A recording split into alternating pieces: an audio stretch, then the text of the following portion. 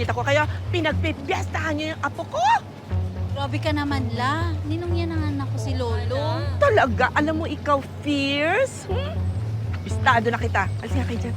Lolong, gumising ka dyan, Lolong. Lolong! Dali, halika na. Diyos ko, bakit ka kasi natutulog? Eh, mas presko ko kasi dito eh. Naku, mas presko nga. O, tinan mo itong mga babaeng to. Diba? Pinagpipiyastahan ka, katitingin sa'yo. Umuwi ka ng bahay, doon ka matulog. Sa bahay ka na. Oh, sige. Oh. Lolo!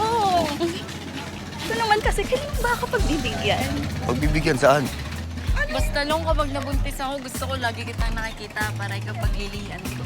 Ano? Akala ko nga siyam na buwan ka ng buntis eh. Lihi-lihi ka pa dyan, Ding, ha? Grabe. Umuwi na kayo, please. Hindi ba